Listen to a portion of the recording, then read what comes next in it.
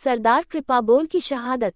वीरांगना नयनी देवी की वीरगति के साथ ही क्रांति का अंतिम केंद्र विजयराघवगढ़ किला भी अंग्रेज फौज ने जीत लिया एवं विजयराघवी सूर्य का अस्त हो गया। अंग्रेजों ने दुर्ग की अच्छी तरह से तलाशी लेकर पुनर्तः कब्जा कर लिया।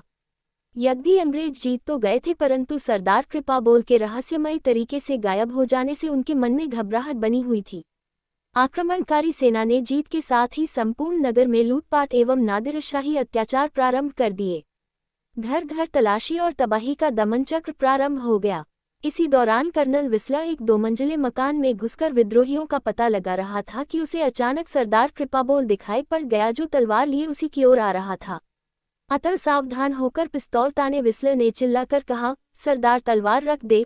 उत्तर में सिंह के समान आंखों ने चिंगारी बरसाते हुए सरदार कृपाबोल ने झपट्टा मारते हुए तलवार से ऐसा वार किया कि विस्ले के दोनों पैर कट गए, परंतु गिरते गिरते उसने अपनी पिस्तौल की सारी गोलियों से सरदार कृपाबोल का शरीर छलनी कर दिया। मृत्यु के पूर्व सरदार कृपाबोल का तेजस्वी स्वर मकान में गूंज उठा कि सरदार लोग यूं तलवार रखा करते हैं, और उसके बाद उनका प्राणांत हो गया। 11 दिन की अथक मेहनत के बाद अंततः फरवरी एक आक्रमणकारी फौजें विजयराघवगढ़ पर जीत हासिल कर पाए। अब अंग्रेजों ने युवा राजा सरजू प्रसाद जी को कैद करने का बीड़ा उठाया, परंतु राजा साहब वेश बदलकर अपने परिवार के साथ कैमूर की पहाड़ियों की ओर निकल गए थे। 12 फरवरी सन 1858 को कैप्टन आसवन ने अपने कैंप चुकेही से पत्र क्रमांक 174 में कर्नल बिच मिलिट्री सेक्रेटरी को लिखा, रीवा और नागौद राज्य की सेना को वापसी का हुक्म दे दिया है। डेक्कन रोड फिर से खुल गई है। टेलीग्राफ की लाइनें काम कर रही हैं। पुलिस की चौकियां कायम कर दी गई हैं। महर और विजयराघवगढ़ में तहसीलदार काम करने लगे हैं। विजयराघवगढ़ में 1000 बंदियों को मृत्युदंड दिया गया है। रीवा के सरदार दीनबंधु पांडेय, ललिता सिंह, शिव गोविंद पांडेय, नागौद सेना के कमांडर देवी सिंह और विश्वेश्वर सिंह ने सराहनीय काम किया है। बागी सरजू सिंह भाग गया है, उसे जल्दी पकड़ लिया जाएगा। तारांकन 1। इससे पहले 10 फरवरी को रीवा और नागौद राज्य की इस मुहिम में लगी सेना के कमांडिंग ऑफिसर कर्नल हिंदे ने मिलिट्री सेक्रेटरी कर्नल बिच को सूचना दी कि पॉलिटिकल एजेंट कैप्टन आसवन के निर्देश पर मैंने जबलपुर रोड खुला रखने के लिए रास्ते में बने शत्रु के किलों की नाकाबंदी तबाह कर दी है। हमने कंचनपुर, झुकेही और विजयराघवगढ़ की गढ़ी पर कब्जा कर लिया है।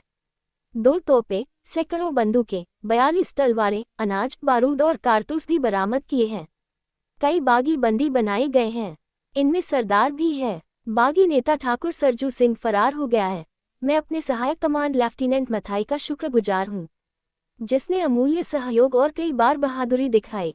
तारांकन 2। लंदन के गजट के 16 अप्रैल 1858 के अंक में ईस्ट इंडिया कंपनी की विज्ञप्ति प्रकाशित हुई, जिसमें उल्लेख है कि भारत के गवर्नर जनरल ने कैंप इलाहाबाद से अपने पत्र क्रमांक 150 दिनांक 22 फरवरी 1958 द्वारा लेफ्टिनेंट कर्नल हिंदे और आसवन को एक्सीलेंट सेवा के लिए पुरस्कृत करने की सिफारिश की है।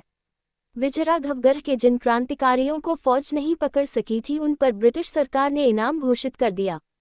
1. विजयराघवगढ़ के राजा सरजू प्रसाद 3000 रू। 2. सरजू प्रसाद का बहनोई 76 सिंह 300 रू।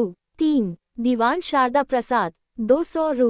4. बुद्ध सिंह मुकुंद सिंह का चाचा 300 रू। 5. गणेश जू मुकुंद सिंह का भाई 300 रू। 6. दिमांदल गंजन सिंह 200 रू। 7. बिरजू भिस्ती जमादार 100 रू। 8. शिवलाल बारी किएदार 100 रू। 9. रामप्रसाद थानेदार कैलवारा 100 रू। 10. मुकुंद सिंह 300 रू। विजयराघवगढ़ पतन के बाद राजा साहज का संघर्ष।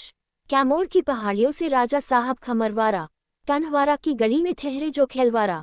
कैलवारा से 3-4 कोस एवं विजयराघवगढ़ से 10 कोस पर डेक्कन रोड पर ही है। फिर राजा सरजू सिंह जी शाहगढ़ के राजा के पास चले गए। शाहगढ़ के राजा बानपुर के राजा के साथ मिलकर पहले से ही पश्चिमी बुंदेलखंड में अंग्रेजों को नाको चने चबवा रहे थे। शाहगढ़ एवं बानपुर के विद्रोही राजाओं के साथ ठाकुर सरजू सिंह जंगलों में रहकर लड़ाई जारी रखे हुए थे। 20 फरवरी 1858 को ये लोग धमौनी से नारहट के लिए चले।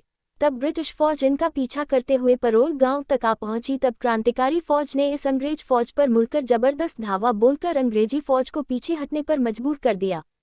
21 मार्च 1858 को राजा सरजू प्रसाद जी ने तात्या टोपे और सबूदार बहादुर सिंह को पत्र लिखा। 21 मार्च 1858 को ही राजा साहब ने रीवा रियासत के प्रमुख विद्रोही पंजाब सिंह को भी पत्र लिखा कि वह जल्दी तात्या टोपे से मिले और उन्हें पन्ना आने के लिए आमंत्रित करे, साथ ही पंजाब सिंह को खर्च के लिए 100 रूपये भेजे। 14 मई 1858 को था सरजू सिंह जी ने नाना साहब पेशवा और अपने बहनोई छत्तर सिंह को पत्र लिखा। इधर अंग्रेज ठाकुर सरजू प्रसाद जी को ढूंढ रहे थे, उधर राजा साहब एक मुस्लिम फकीर का वेश धारण करके सतना के पास मनकहरी जागीर में गए और वहां युवराज था रणमत सिंह से मिलकर उस क्षेत्र में अंग्रेजी फौजी ठिकानों में कई हमले किए तथा बाद में मंडला जिले में रामगढ़ की बहादुर रानी और इस महासमूह की एक प्रमुख योद्धा रानी अवतीबाई के पास पहुंचे और वहां अंग्रेजी फौज के खिलाफ मोर्चाबंदी कराई। रानी अवतीबाई के आत्मबलिदान के बाद राजा सरजू प्रसाद अपने परिवार तथा राजवैद्य शिवलाल और सरदार जालिम सिंह के साथ कैमूर पहाड़ की गुफा कंदराओं में और कभी पहाड़ पर बने पुराने खंडहरों में रहते हुए यहाँ वहाँ विद्रोहियों को गोरिल्ला युद्ध में लगाए रहे। इस प्रकार विषम परिस्थितियों में कई वर्ष गुजर गए। अंग्रेजों की निगाहें उनको निरंतर तलाश करती रहीं।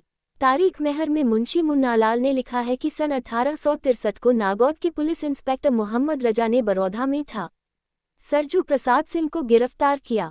जंग-ए-आज़ादी में जबलपुर के लेखक डॉक्टर भानुप्रताप राय ने राजा साहब की गिरफ्तारी 1864 में जबलपुर से होना बताया है। गिरफ्तारी के बाद उनको इलाहाबाद भेज दिया गया, जहां उन पर मुकदमा चला और उनको आजीवन काले पानी का दंड मिला। उनके पुत्र था जगमोहन को अंग्रेजों ने अपने संरक्षण में लेकर परिवार के लिए कुछ पेंशन मंजूर करके पढ़ने के लिए बनारस भेज दिया। सन 1865 में सशस्त्र सैनिकों के निरीक्षण में काले पानी के लिए रंगून ले जाते समय वाराणसी में राजा साहब ने पहरेदार से कटार लेकर अपने सीने में भोंककर गुलामी में जीवन बिताने से अधिक मृत्यु का वरण करना उचित समझा। उन्होंने कहा था, मैं काले पानी से मौत को अधिक पसंद करता हूँ। कैद और काले पानी मेरी प्रजा में से तुच्छ व्यक्ति भी जेल में रहना पसंद न करेगा, फिर मैं तो उनका राजा हूँ। वीडियो देखने के लिए आपका बहुत बहुत धन्यवाद। अगर आपको ये वीडियो पसंद आया तो लाइक करें, कमेंट करके बताएं कि आपको क्या अच्छा लगा और ऐसे ही और वीडियो देखने के लिए चैनल को सब्सक्राइब करना न भूलें।